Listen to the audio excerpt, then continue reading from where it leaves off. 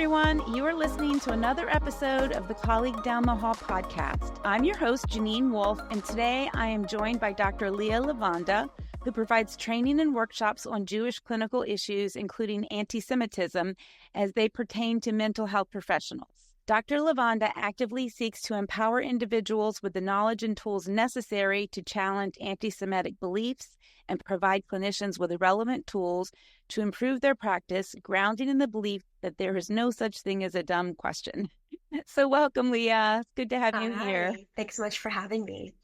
Yeah, absolutely. So you shared with me that the mental health of Jewish patients in therapeutic spaces can be particularly impacted by anti-Semitism, but many clinicians report a lack of knowledge and accompanying discomfort in addressing issues around anti-Semitism. So today we're going to talk about that and creating safe therapeutic spaces for our Jewish clients. So I thought maybe we could just start with a definition of anti-Semitism. Absolutely. I mean, Jeanine, even that can be something that is a little contested. Essentially, when we think of the definition of anti-Semitism, the first thing that comes to mind is the one that's most widely used, which is the IHRA definition of anti-Semitism. IHRA stands for the International Holocaust Remembrance Alliance. This is a global committee with multiple countries that works on Holocaust-related advocacy, including anti-Semitism. So they released a definition including anti-Semitism as either like thoughts, beliefs, or acts negative thoughts and impacts directed at Jews or people who are thought to be Jewish or Jewish institutions. And then that definition goes on to provide some examples of what anti-Semitism could be, which includes perpetuating Jewish conspiracy theories, like that Jews run the world, run the banks. It also includes some definitions around the state of Israel. And now after that, there were some academics who wanted more concise definitions and examples, more clear examples, especially as it related to talking about the Middle East. And so that's where the Jerusalem Declaration on anti-Semitism came in. They go into much more detail on the line between advocacy and anti-Semitism as it relates to the Middle East. So a very long answer to a very simple question. Well, I think it's a very complex issue. And, I think we're all seeing it play out in this world, wanting to gain more information so we can be supportive clinicians to our clients, to our communities, to, the people that are going to come into our lives at some point. Right. Yeah. So some of the misconceptions and stereotypes you referred to Jews ruling the world or having all the banking. Are there other more subtle ones that people may not be aware of that are offensive? There feels like so many. There's even stuff that I, as somebody who specializes in this work, will learn about, and I'm like, oh my gosh, that didn't even occur to me. In my trainings, we talk about how anti-Semitism can appear in media. There's this strange phenomenon that happens where somehow a lot of the villains have these big hooked noses and lots of curly hair and, the features that are traditionally seen as Jewish. This started out as early as William Shakespeare's work. It continues into today. I think a recent example that came up in the news was that new Harry Potter video game, the Hogwarts Legacy video game, and the Gringotts goblins have been really highlighted as a really anti-Semitic caricature. They're these evil, greedy bankers with these big hooked noses and balding curly hair, and but we even see examples of this in activism. I think there's a lot that happens that's not necessarily intentional, but actually does make a lot of Jews feel incredibly targeted and unsafe. And from a more clinical sense, in our role as mental health professionals, I even see some unintentional stereotyping. For example, I think a lot of clinicians might assume that because a client is Jewish, that they don't have any financial concerns or that they're upper middle class. So they won't ask about that on the intake form, or they'll make a comment of okay, so I know, that finances aren't a concern for you because of this anti-Semitic trope that all Jews have money, that all Jews are rich, that Jews control the bank, etc. And I guarantee you, I can say with almost complete certainty that if you make that kind of comment to a client in your intake, they will not be coming back. Right, right. Well, I mean, I've been in this field for a long, long time. And so I just don't make assumptions about clients anymore. And I'm sure I have some biases and things that I need to do some work around, become more aware of and work on those things. But that is an important one to understand, because I could see that right off the bat, they're getting this terrible assumption made about them. I think another, I don't know if it's like a stereotype, but a common misconception, I think, about Jews that comes up a lot in clinical practice is assuming Jewish racial identity.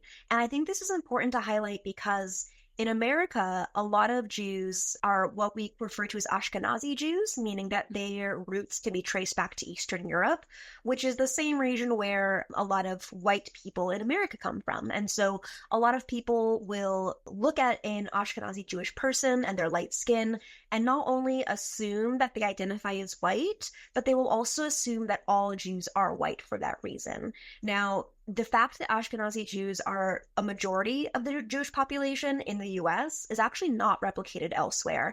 In Israel, for example, Ashkenazi Jews are no more than half of the Jewish population. You know, we also have Sephardi Jews, which are Jews that come from the Iberian Peninsula, Mizrahi Jews, Jews that come from the Middle East and North Africa. So Jews really do come in all colors. And when we make these assumptions that all Jews are white, it can be very erasive of Jews of color.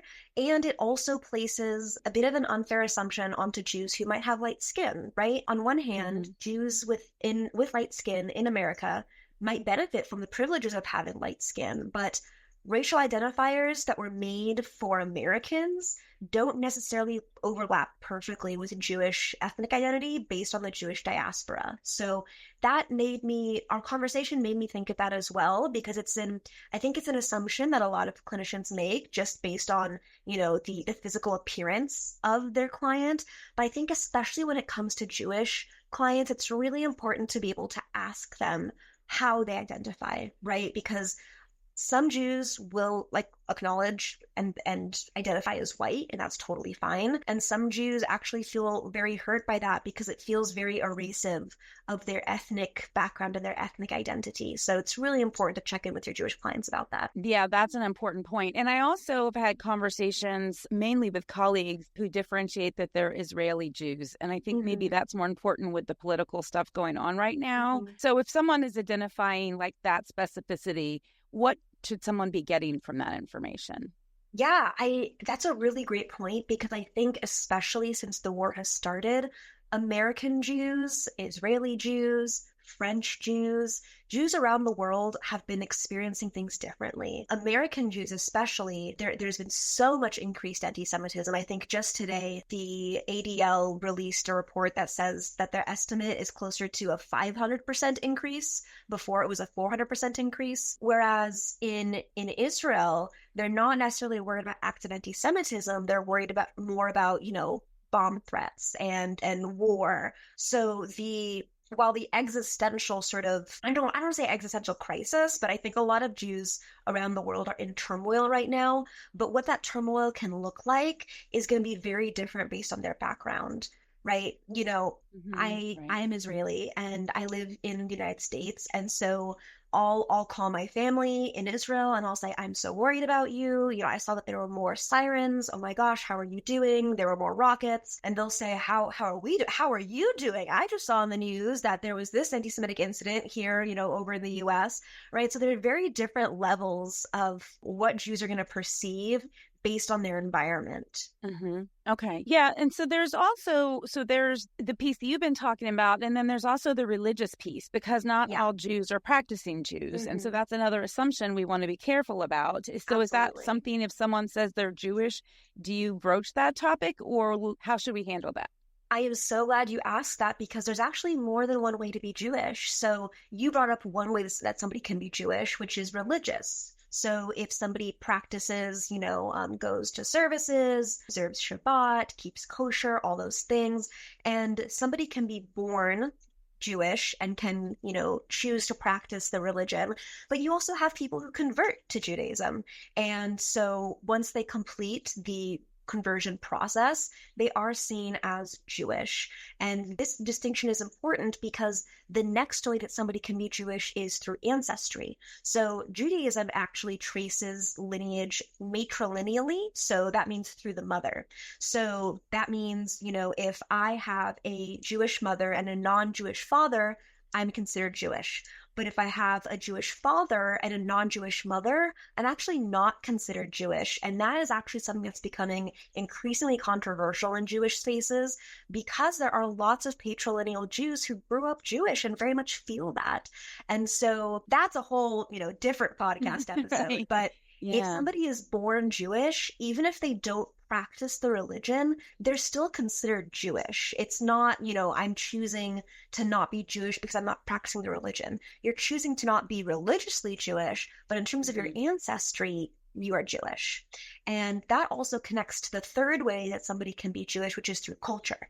And that goes back to the patrilineal Jews that I mentioned before. So if somebody grew up socialized as Jewish, they've experienced Jewish traditions, they've felt the impacts of Jewish generational trauma, that is very much cultural experience of Judaism. And I think that that is what you often see most in therapeutic spaces. If somebody identifies as an Orthodox Jew, you will likely know that pretty early on. However, once we get past that line into the less religious Jews, you'll see that more and more Jews identify as culturally religious. So, kind of like how there are a lot of Americans that celebrate Christmas, but they don't necessarily celebrate it as a religious holiday. It's more of like a cultural holiday for them.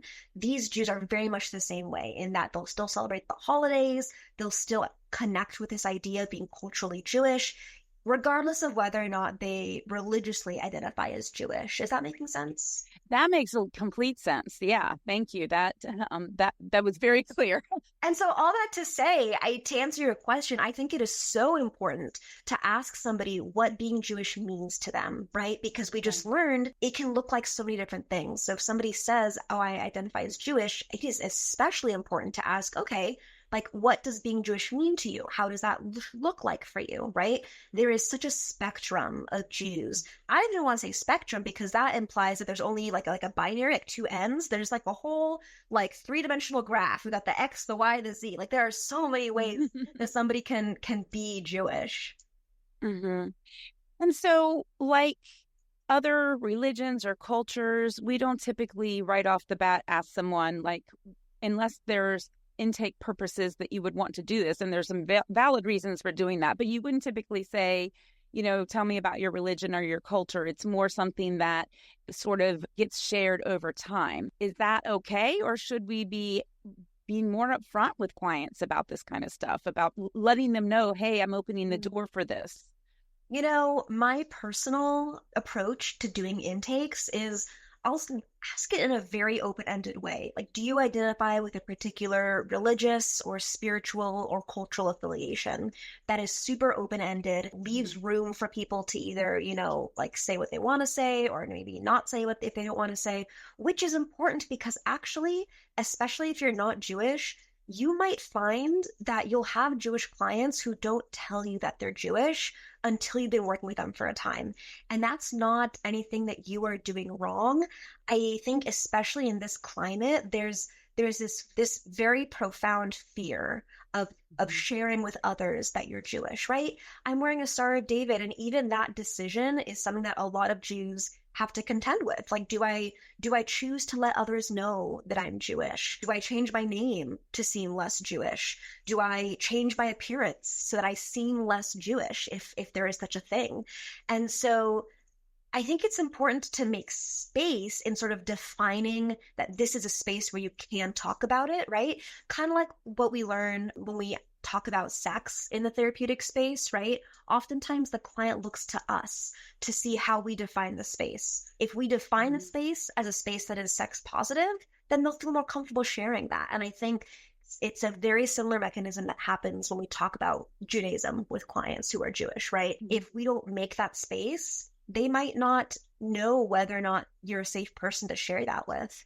But if we can sort of at least invite the conversation, I think that would be especially meaningful for them. Yeah, and I love the way you phrase that, because opening the door for someone to share anything about who they see themselves as a person, sexuality, any type of identity, neurodivergence, any of those things. Mm-hmm. That's such a simple phrase that sort of says, hey, I'm open for whatever you are bringing to the table. And because sometimes therapists on here speaking about all kinds of things, and I'm always like, that's a really good question for the intake. And then I was like, the intake is already long enough. Like, at some point, right? we have to sort of condense some of this. And so that phrasing is can be kind of all encompassing. Mm-hmm. Yeah, I mean, I'm very much a client-centered therapist, and so yes.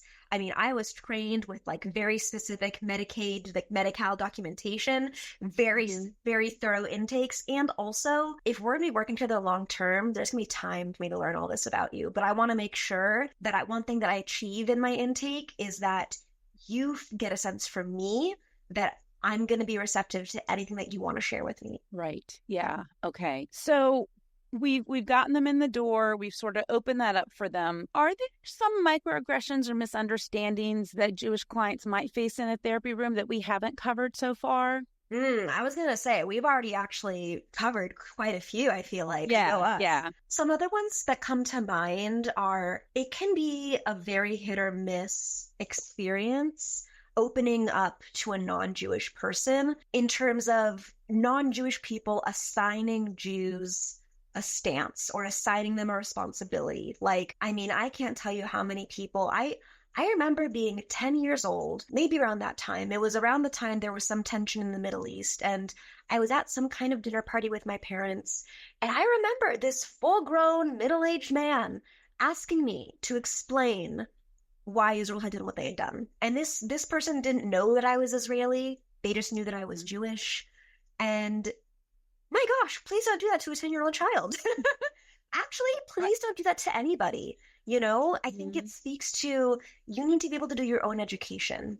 And so something that I think a lot of Jews are very weary of and get really exhausted by is when anybody, especially therapists, not only assume that they might have a particular stance, but also expect them to educate them, right? I have a really good example of how I think this is handled really well, and this comes from my personal life. When I started working with a new therapist, I, mentioned to her that this is, part of what I do, doing these trainings on Jewish clinical issues, and she got this like very pensive look on her face, and she said, I feel like I have so much to learn, but I don't want our space to be where I learn that. You feel free to take some time to think about this, but I would really be interested if you would be okay with it in attending one of your trainings so that I could learn more. And that to me was just so cool, right? She was acknowledging that she didn't want to put a burden on me in educating her, but I do educate others. That's what I do. And so when I choose to step into that role, she asked if she could benefit from that. And I thought that was just so cool,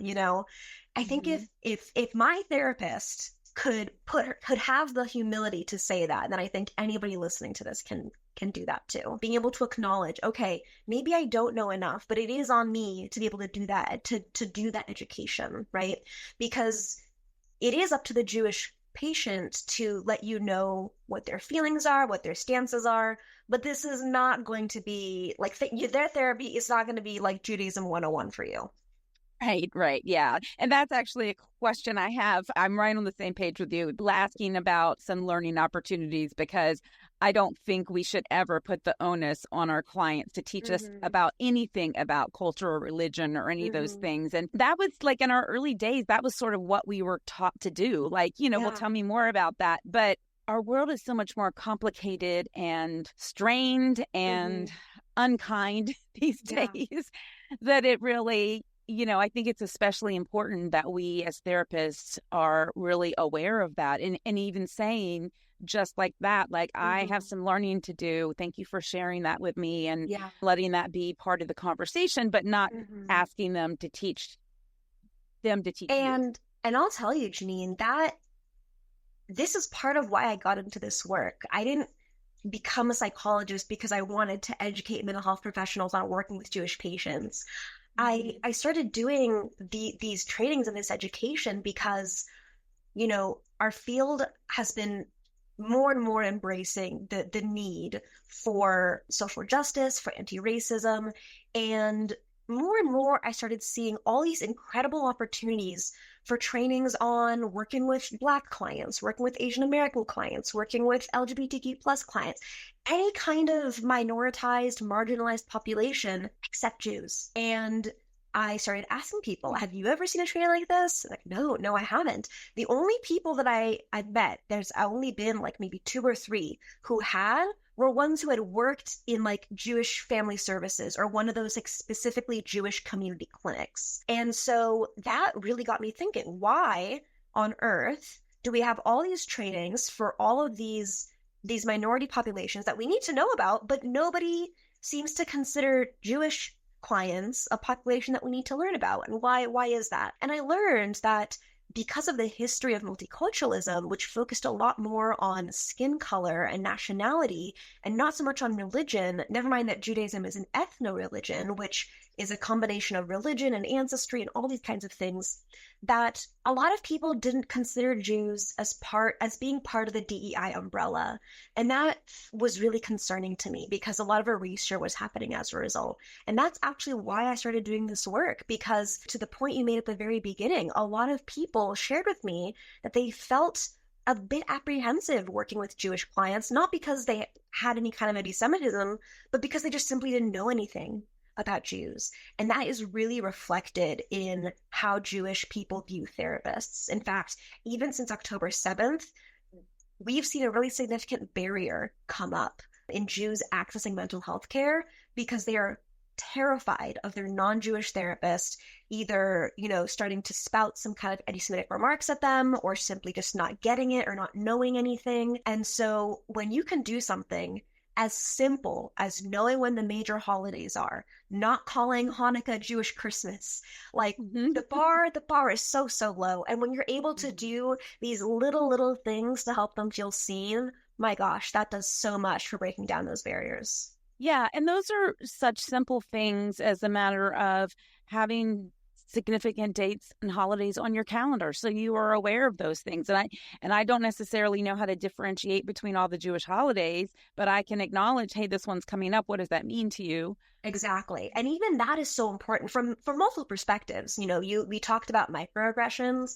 A big one that happens is actually, we're recording this in September, is actually coming up. So the Jewish high holidays are coming. It's typically around this time of year. It's a little late this year in 2024. We have Rosh Hashanah, which is the Jewish New Year. It's a very big, very exciting holiday for us.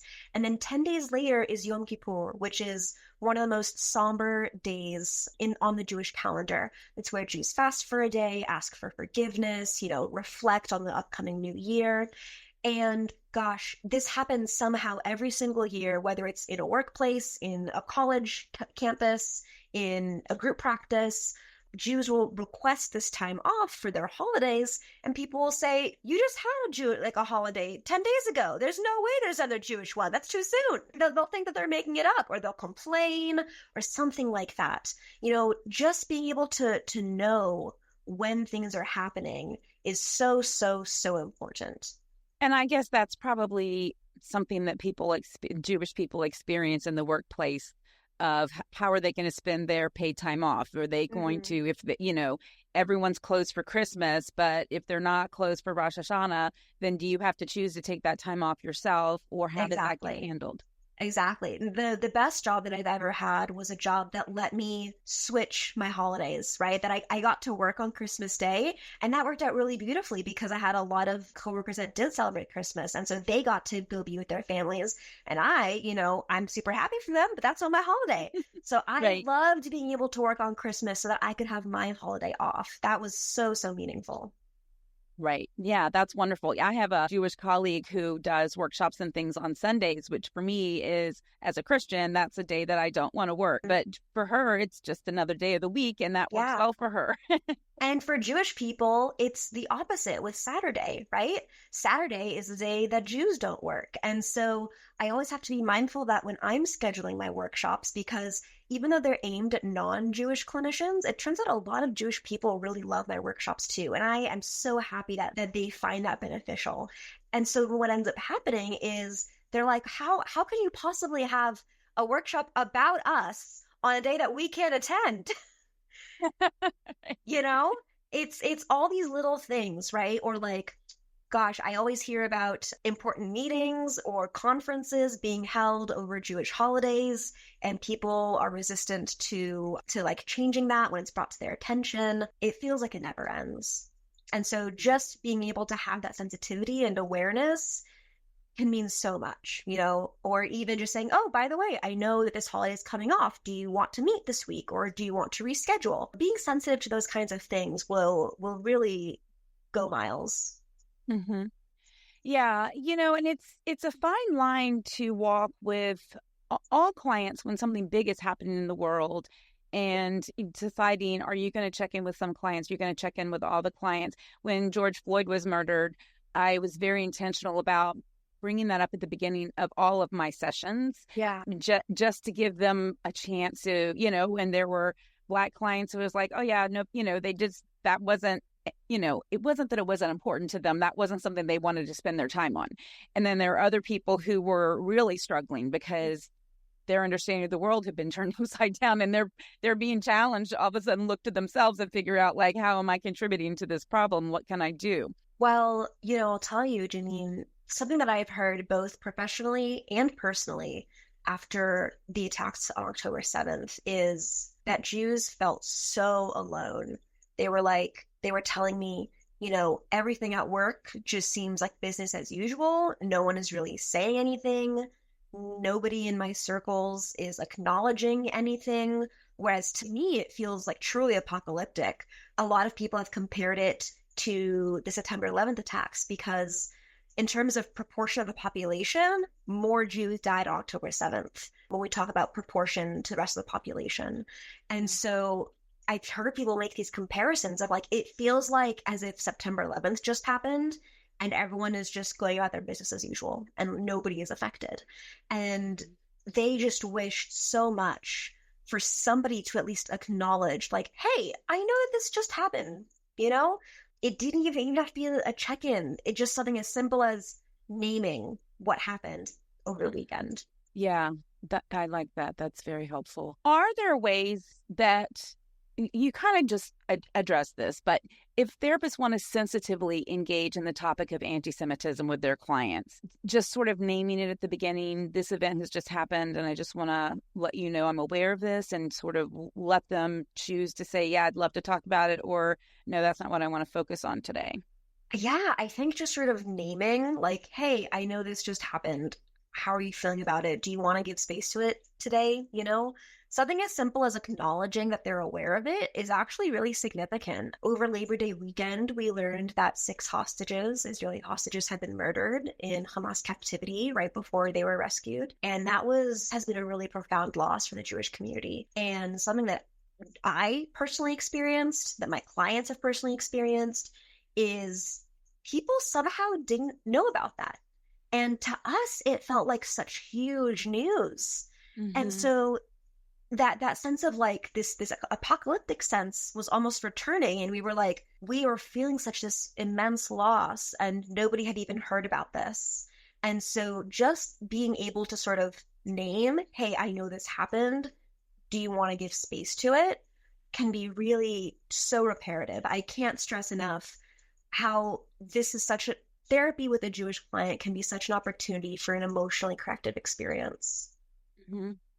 And I was surprised a couple years ago, I was listening to on TV a speaker talking about the Jewish population and discrimination and all that kind of stuff. And it was before the war in Gaza. But she said, the population of Jews in the U.S. and the world is way smaller than most people understand. Absolutely. Which makes me think like, okay, so if you're part of this smaller group, then anything that happens is going to be so much more impactful than as a Christian. Like, it's just a different level, I would imagine. Yeah, I'm really glad that you named that, because I think a lot of people, especially in the United States, have sort of a distorted view on how many Jews they think there are because of, first of all, almost half of the world's population of Jews lives in the US, first of all. Second of all, you think about the concentrated urban areas and you think about, to take a Bronfenbrennerian approach, you think about the different bubbles, the different spheres that a person exists in. If they see a lot of Jews, they're going to think that there are a lot of Jews. And so if you grow up in places like New York, LA, Philadelphia, Boston, San Francisco, Miami, right? These cities with really strong concentrations of Jews, of course you're going to think there's a lot of Jews. But it turns out Jews are only 2.4% of the US population and 0.2% of the global population. Not 2%, 0.2%. 0.2, yeah. And so, yeah, you want to talk about minority groups? I mean, this is pretty minoritized. And so you are right. It feels like Jews all around the world, we really do think of ourselves as a family because there are so few of us and because of just the way that Judaism places emphasis on community. And that's part of why generational trauma, community traumas impact us so severely. We're grieving these 6 hostages, for example, that were murdered because it feels like we've lost our brothers, our sisters, our cousins. Even if we didn't know them, don't have any personal connection to them, they still feel like a part of our big family. Right. And I think in general, most Americans don't have any idea of a lot of the historical stuff around Judaism and, the wars early on and how things came to be today. And they make these generalizations like, I stand with Israel, or, they're killing off the Palestinians. How can we do nothing? And it's just so much more complicated than that unless you truly understand the history. People kind of look at it as a political thing, or from Christianity. I stand with Israel is something I hear all the time from Christians, and it's much more complex than that.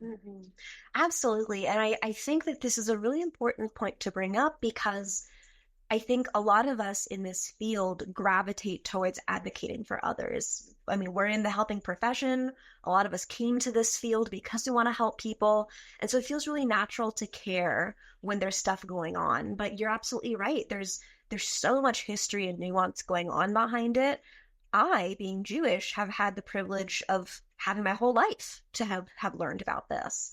And it does take a while. And even still, it feels like there's just always more and more to learn. And a lot of people will ask me, okay, well, I want to support Palestinians and I also want to support Jewish clients. Like, how do I do that? And my answer for them is that you don't have to pick. I think a lot of mental health professionals feel like they have to choose one or the other, and that their practice can only be available to Palestinians and Muslims, or only available to Jews and Israelis. And my answer is that that doesn't have to be the case. I think we have such a unique role as mental health professionals in not only our jobs to help and to mitigate harm, but also in our ability to connect with this sense of common humanity. We can identify, each person here has a story and has a perspective, and sometimes perspectives conflict.